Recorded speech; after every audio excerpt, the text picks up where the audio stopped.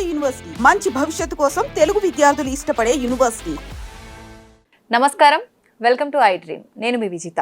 ప్రస్తుతం మనతో పాటు ఉన్నారు శ్రీ విద్యా ఉపాసకులు, ప్రముఖ జ్యోతిష్యులు గుండెపూడి శివసుధీర్ శర్మ గారు. ఇప్పుడు గురుగారితో మాట్లాడి మనకున్న సందేహాలన్నింటినీ నివృత్తి చేసుకుందాం.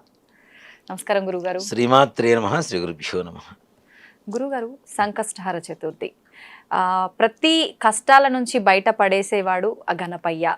ఖచ్చితంగా మనం ప్రతి పూజలో కూడా ముందుగా ఆయనకే పూజ చేసిన తర్వాత ప్రతి కార్యక్రమం అనేది మొదలు పెడుతూ ఉంటాం. మరి ఈ సంకష్టహర చతుర్థి అనగానే ముఖ్యంగా గణపయ్యని పూజించాలని చెప్పి అంటుంటారు. నిజంగా గణపయ్యనే పూజించాలా? అసలు ఆ రోజు పూజా విధానం ఏ విధంగా ఉండాలి గురువుగారు, తెలియజేయండి. శ్రీమన్మహాగణాధిపతయే నమో నమః.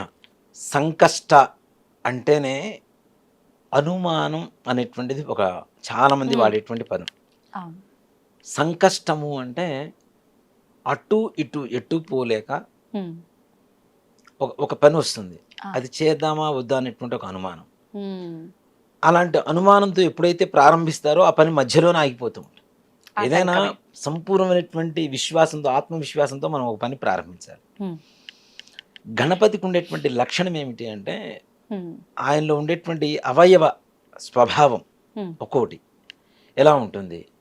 చెవులు విశ్వవంతం ఉంటాయి, అంటే ప్రపంచమంతా చెవులు ఉంటాయి, పెద్ద పెద్ద చెవులు ఉంటాయి. ఏది విన్నా సరే మైండ్లోకి ఎక్కించుకోమన్నా చెవులు చెప్తూ ఉంటాయి మనకి. అలాగే దంతాలు ఉంటాయి, నీ జ్ఞానం ఎంత షార్ప్గా ఉండాలో ఆ దంతం చెప్తూ ఉంటుంది. అలాగే తొండం, దేన్నైనా స్వీకరించగలిగినటువంటి శక్తి తొండానికి ఉంటాం కదా. అంటే మనం ఉండేటువంటి వాటిలో అక్కడ చూడండి, ఏదైనా పదార్థం వేస్తే దానికి ఏం కావాలో అది మాత్రమే ఏనుగు తీసుకుంటాం. అంటే మంచిని మాత్రమే స్వీకరించు అని చెప్పడం అనేది తొండానికి ఉండేటువంటి స్వభావం. అలాగే ఉదరం, ఉదరం అంటే విశ్వం.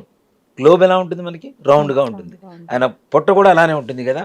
అంటే విశ్వంలో ఉండవలసినటువంటి లక్షణాలు ఏవైతే నీలో ఉండాలో, మనిషికి ఉండాలో అలాంటి లక్షణాలతో జీవించు అని చెప్పి ఉదరం చెప్తూ ఉంటుంది. అంటే ఆయనలో ఉండేటువంటి ప్రతి ఒక్క అవయవం కూడాను మానవ జాతికి ఒక్కొక్క సందర్భంలో ఇలా ఉండాలి, ఇలా ఉండాలి అని చెప్పి చెప్పగలిగినటువంటి లక్షణాలు కలిగినటువంటి అవయవ స్వభావం ఆయనది. ముఖ్యంగా ఆది పూజ్యో వినాయక. మనం ఏ పూజ చేసినా వినాయకుడికి పూజ చేస్తాం. అంటే సాక్షాత్ పరమేశ్వరుడు సంకల్పించినటువంటి పని కూడా విఘ్నాలు కలగకుండా ఉండాలి అంటే విఘ్నేశ్వరుడికే పూజ చేయాలి. అక్కడ మనం చెబుతూ ఉంటాం వినాయకుడు అని చెబుతూ ఉంటాం, విఘ్నేశ్వరుడు అంటాం. విఘ్నములకు ఈశ్వరుడు. ఈశ్వర శబ్దం అనేటువంటిది ఒక మాట చెప్పాలి అంటే శివుని చూసి మనం ఈశ్వరుడు అంటాం కదా. ఈశ్వరుడు అంటే నాథుడు అని అర్థం. ప్రపంచం మొత్తానికి నాథుడు ఆయన. కానీ విఘ్నేశ్వరుడు విఘ్నాలకి నాథుడు ఈయన. ఎక్కడైతే వినాయకుడిని పూజ చేస్తామో అక్కడ విఘ్నాలు అనేటువంటివి తొలగిపోయి అవిఘ్నంగా అనుకునేటువంటి పని సకల కార్యంగా దిగ్విజయంగా పూర్తవుతుంది. సంకష్టహర చతుర్థి రోజున ఎవరికి ఏ రకమైనటువంటి కష్టాలు ఉన్నా, అసలు ఎలాంటి కష్టమైనా సరే, నిరుపేద, ఇప్పుడు ఒక 1000 కోట్ల ఆస్తిపరుడు కూడాను వాళ్ళకు ఉండేటువంటి దారిద్ర్య బాధ ఒక్కోసారి మొత్తం వీధిని పడేస్తూ ఉంటుంది. అలాంటి వారైనా, నిజంగానే పూరింటిలో ఉండేటువంటి వాళ్ళైనా సరే, ఇక్కడ ఒక మాట వింటూ ఉంటాను ఎక్కువగా, బీదవాడిగా పుట్టడం నీ తప్పు కాదు, బీదవాడిగా చచ్చిపోవడం మాత్రం నీ తప్పు. కరెక్టే గురుగారు. అది జ్ఞానం అవ్వచ్చు, ధనం అవ్వచ్చు, ఏదైనా అంతే. ఇక్కడ ఈ బీదవాడిగా పుట్టినా సరే అట్లాంటి వాళ్ళకైనా సరే తప్పనిసరిగా ఈ సంకష్టహర చతుర్థి అనేది నిజంగా, అంటే మన హిందూ ధర్మం ఏదైతే ఉందో, మన శాస్త్రాలు, పురాణాలు ఇవన్నీ కూడాను మనకి నీకు భవిష్యత్తులో నీ జన్మలో చేసుకున్నటువంటి కర్మలు, నీ పూర్వీకులు చేసినటువంటి కర్మలు నిన్నన్నీ బాధిస్తూ ఉంటే వాటిల్లోంచి నువ్వు బయటపడటానికి ఒక మంచి మార్గం అని చెప్పి కొన్ని మార్గాలు మనకి ఇస్తూ ఉన్నారు. సంవత్సరానికి ఒక పండుగ వస్తూ ఉంటుంది. అలా కాకుండా మాస శివరాత్రి, సంకష్టహర చతుర్థి, అమావాస్య, అలానే బహుళ అష్టమి, బహుళ దశమి, అలాగే పౌర్ణమి, ఇలాంటివన్నీ కూడా ప్రతి నెల మనకు వచ్చేట్టుగా పెట్టారు. ప్రతి మాసంలో తప్పనిసరిగా వస్తూ ఉంటాయి. అంటే మానవుడు తొందరగా కష్టాల్లోంచి బయటపడేయడానికి ముందుగానే ఎంచుకున్నటువంటి, అంటే మనకి ముందుగానే ఒక మార్గాన్ని వేశారు మన ఋషులు మునులు. వేదాల్లో శాస్త్రాల్లో ముందుగానే ఒక మార్గాన్ని ఆలోచించి పెట్టారు. రాబోయేటువంటి కలియుగంలో మానవులు అనేక రకాలైనటువంటి కష్టాలు పడుతూ ఉంటారు. వీళ్ళ కష్టాలకి శీఘ్రగతిన అతి తొందరగా వీళ్ళు బయటికి రావడానికి ఏదైనా మార్గం కావాలి అనేటువంటి ఒక మంచి ఆలోచనతో సత్సంకల్పంతో, అంటే ఋషులు మునులు ఏంటి విశ్వ కళ్యాణమే కోరుకుంటూ ఉంటారు. ప్రపంచం అంతా కూడా సుఖశాంతులతో ఉండాలనే సంకల్పంతోనే ఉంటారు. అలాంటి సంకల్పంతో మనకి కొన్ని మార్గాలని, కొన్ని పూజా విధానాలని మనకు అందించారు. వాటిల్లో సంకష్టహర చతుర్థి అనేది చాలా చాలా విశేషమైనటువంటిది. సంకష్టహర చతుర్థి రోజున ఒక్కరోజు చేస్తే సరిపోతుందా అని చాలా మందికి ఉండేటువంటి అనుమానం. అవును గురువుగారు. కానీ ఇది ఒక వ్రతంలాగా చేసుకోవాలి. ఈ వ్రతం కూడా ఎలా అంటే 11 సంకష్టహర చతుర్థులు, ఓకే, లేదు 12. ఇప్పుడు మనకి మాఘమాసంలో మహాశివరాత్రి వస్తుంది కదా, అలానే మాఘమాసంలో పౌర్ణమి తర్వాత వచ్చేటువంటి చతుర్థినే అసలైనటువంటి సంకటహర చతుర్థి అని పిలుస్తాం. దీన్ని సంకష్టహర చతుర్థి, సంకటహర చతుర్థి అని పిలుస్తూ ఉంటారు. ప్రతి నెల కూడాను పౌర్ణమి వెళ్ళిన 4వ రోజు చవితి ఏ రోజు అయితే వస్తుందో, అమావాస్య ముందు వచ్చేటువంటి చవితి ఏ రోజు అయితే వస్తుందో ఆ చవితి రోజునే మనకి సంకష్టహర చతుర్థి. ఇక్కడ చూడండి, ఆయన పుట్టిందేమో శుద్ధ చవితి, కానీ మనం చేసేది మాత్రం సంకష్టహర చతుర్థి అమావాస్య ముందు చేస్తాం, కృష్ణపక్షంలో చేస్తాం. ఎందుకని గురువుగారు? దేనికి అంటే కష్టాలు, చంద్రుడితో మనం కష్టాల్ని ఎక్కువగా కొలమానంగా కొలుస్తూ ఉంటాం. పౌర్ణమి ముందు మానసికమైనటువంటి పరిస్థితి ఒకలాగా ఉంటే పౌర్ణమి తర్వాత అమావాస్య వరకు మానసిక స్థితి వేరేలాగా ఉంటుంది చాలా మందికి కూడా. అవును అవును గురుగారు. దేనికంటే చంద్రుడు చంద్రమా మనసే జాత, చంద్రుడు మనస్సుని కారకుడు అవుతున్నాడు కదా. కాబట్టి చంద్ర ప్రభావం మనస్సు మీద పడుతుంది కాబట్టి పౌర్ణమి ముందు రోజు పెరుగుతుంటాడు కానీ మనం ఉత్సాహంగా ఉంటాం. పౌర్ణమి తర్వాత రోజుకు తరిగిపోతూ ఉంటాడు కదా చంద్రుడు అమావాస్య వరకు, అందుకని ఆ ఉత్సాహం తగ్గిపోతూ ఉంటుంది. సుఖాల్లో ఉన్నప్పుడు దేవుడు అవసరం లేదు, కష్టాల్లో ఉన్నప్పుడు దేవుడు అవసరం కదా. అందుకనే కృష్ణపక్షము అంటే చీకటి అని అర్థం. కృష్ణుడు ఏ వర్ణంలో ఉంటాడు మనకి? నలుపు వర్ణం కదా. కృష్ణపక్షము అంటే నలుపు అని అమావాస్యకి సూర్యుడికి చిహ్నంగా చెబుతూ ఉంటాం. అది చీకటికి గుర్తు కాబట్టి కష్టాల్లో ఉన్నప్పుడు చేసేటువంటి పూజ ఏదైతే ఉంటుందో వాటిని కష్టాల్ని హరించేటువంటి చతుర్థి కాబట్టి సంకష్ట హర చతుర్థి. హరము అంటే హరించడం, తీసేయటం మొత్తం. కాబట్టి కృష్ణపక్షంలో వచ్చేటువంటి చవితికి చాలా విశేషమైనటువంటి ఇది. అలా ఒక మాఘ బహుళ చతుర్థి నుంచి మరలా మాఘ బహుళ చతుర్థి వరకు ఈ యొక్క వ్రతాన్ని చేయడం అనేది చాలా విశేషం. ప్రతి నెల సంకష్టహర చతుర్థి. సంకష్టహర చతుర్థి మరి ఏం చేయాలి, ఎప్పుడు చేయాలి అంటే ప్రధానంగా ప్రదోష కాలంలో ఏ రోజైతే బహుళ చవితి ఉంటుందో అదే రోజున సంకష్టహర చతుర్థి అవుతుంది. ప్రదోష కాలం అంటే సాయంకాలం. మనకి వినాయకుడికి చంద్రుడు ఎప్పుడు మనకు వచ్చేది? సాయంత్రం పూట. అలాగే వినాయకుడికి మనం చూడండి చాలా మంది కూడాను సాయంత్రం పూటే పూజ చేస్తూ ఉంటాం. అంతకుముందు కూడా మనం చెప్పుకున్నాం, శివ కుటుంబంలో ఉండేటువంటి ప్రతి ఒక్కరికి కూడా ప్రదోష కాలం అనేది చాలా విశేషం. శివరాత్రి ప్రదోష కాలంలో చేస్తాం. సుబ్రహ్మణ్య ఇది సుబ్రహ్మణ్య షష్ఠి, స్కంద షష్ఠి, ఇవన్నీ కూడా సాయంకాల సమయంలో చేస్తూ ఉంటాం.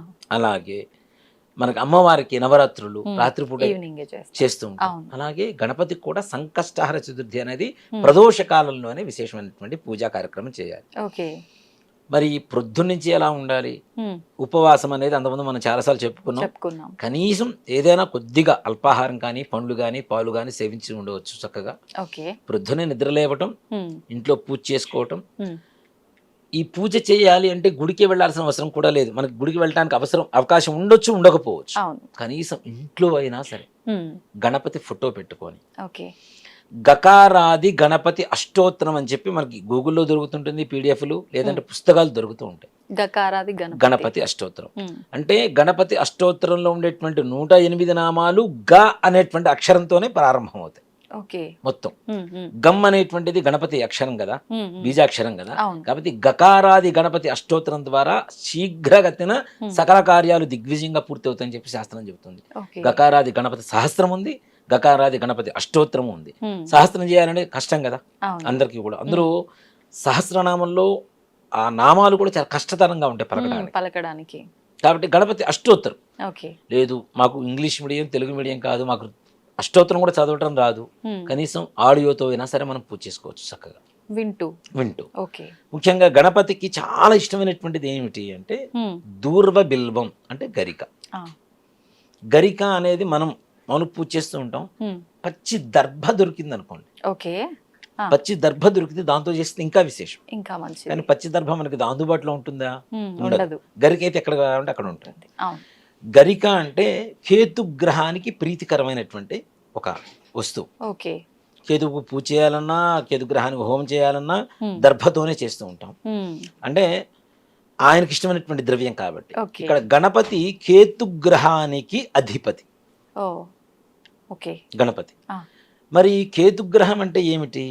ముఖ్యంగా మనకి ఏదైతే ఈ సహస్రారం ఉంటుందో దీనికి అధిపతి కేతు అవుతున్నాడు. అంటే జ్ఞాన సాధకుడు, కార్య సాధకుడు కేతు అవుతున్నాడు. ముక్తి సాధకుడు, కామ్య సాధకుడు, యుద్ధకారకుడు, ఇవన్నీ కూడా కేతువే అవుతూ ఉంటాడు.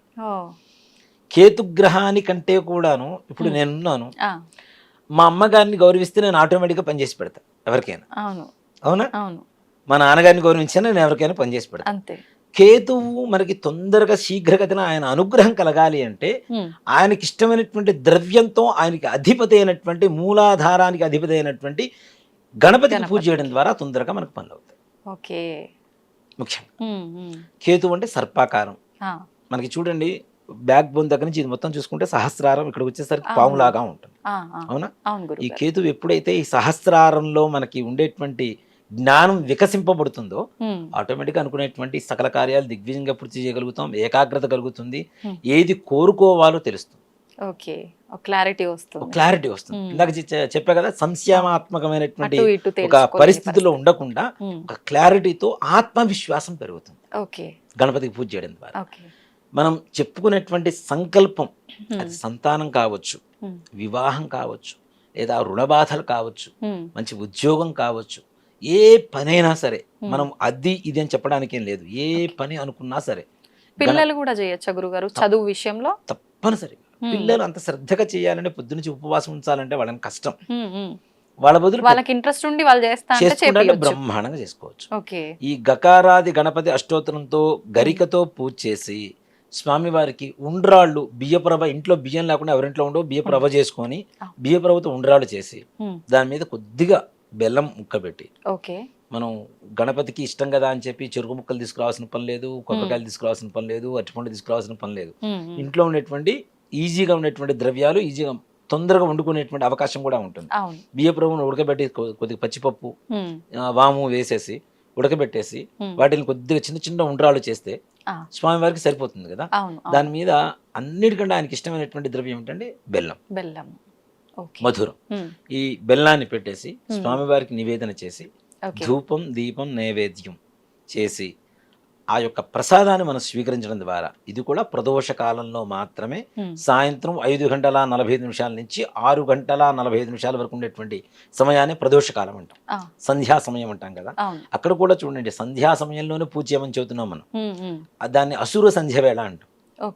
అసురులు అంటే రాక్షసులకు సంధ్య వేళ. అది ఒక మాట చెప్పనంటే ఆ సమయంలో దీపం పెట్టడం ద్వారా మనకి రాక్షసులంతా కూడా వెళ్ళిపోతారు. అంటే అజ్ఞానం అనేది పోతుంది, చీకటి పోతుంది, జ్ఞానం వెలుగుతోంది దీపం ద్వారా. మన జ్ఞానం అనేది తొందరగా వికసింపబడుతుంది గణపతికి పూజ చేయడం ద్వారా. తద్వారా మనం అనుకునేటువంటి సంకల్పం ఏదైనా సరే, ఇది చాలా మంది నన్ను కొన్ని విషయాలు అడుగుతున్నప్పుడు, మా దేవుడు ఏది కోరుకుంటే అది ఇస్తాడు అని చెప్పి ఇతర మతాల వాళ్ళు కొంతమంది నాతో వాదిస్తుంటారు. మీ దేవుడు ఏది కోరుకుంటే అది ఇస్తాడేమో, నా దేవుడు నాకేం కావాలో ఆయన కోరుకొని నాకు ఇస్తాడని చెప్తానే. అంతే కదా. ఇతర మతాల వాళ్ళు కోరుకుంటే ఇస్తాడేమో. నా దేవుడు ఏంటి, మన దేవుడు మనకి, మన హిందూ ధర్మంలో ఉండేటువంటి దైవత్వానికి ఉండేటువంటి లక్షణం ఏంటంటే, మనకి ఏం కావాలో ఆయనకి తెలుసు, ఎప్పుడు ఇవ్వాలో తెలుసు, ఎలా ఇవ్వాలో తెలుసు, ఎంతవరకు ఇవ్వాలో తెలుసు. మనం కోరుకున్నదే కోరిక కాదు, మనకు భగవంతుడు ఏది ఇవ్వాలనుకున్నాడో సంకల్పం చేశాడో అదే సంకల్పం. కాబట్టి ఇలాంటివి చేయడం ద్వారా తప్పనిసరిగా ప్రతి సంకష్టహర చతుర్థికి ఇలా 13 నెలలు వస్తుంది. మాఘ బహుళ చవితి నుంచి మరలా మాఘ బహుళ చవితి వరకు, అంటే 13 సంకష్టహర చతుర్థులు వెళ్ళిపోతాయి. 13వ చతుర్థి రోజున ఏదైతే మరలా మాఘ బహుళ చతుర్థి వస్తుందో, సంకష్టహర చతుర్థి, ఆ రోజున మీరు ఉద్యాపన అంటారు, వ్రత ఉద్యాపన ఓకే. మనం మొట్టమొదటిగా సంకల్పం తీసుకునేటప్పుడే మనం తప్పనిసరిగా ఇన్ని రోజులు చేస్తాం, ఇన్ని మాసాలు చేస్తామని చెప్పి, అంటే మనం చూస్తున్న 13 మాసాలు చేయమని, కనీసం 11 మాసాలు చేసేవాళ్ళు ఉంటారు, 5 మాసాలు కూడా అలా చేసుకోవచ్చు. కూడా చేసుకోవచ్చు. మనకు ఉండేటువంటి అవకాశాన్ని బట్టి ఓకే. ఆరోగ్య పరిస్థితిని కూడా మనం ఆలోచించాలి కదా. అవును. కాబట్టి 3 మాసాలైనా సరే. ఆ 3వ మాసం ఉద్యాపన అంటారు. వ్రతం అనేది ఒక దీక్ష తీసుకున్న తర్వాత దాని ఉద్యాపన కూడా తప్పనిసరిగా చేయాలి. అంటే సంపూర్ణమైంది ఓకే.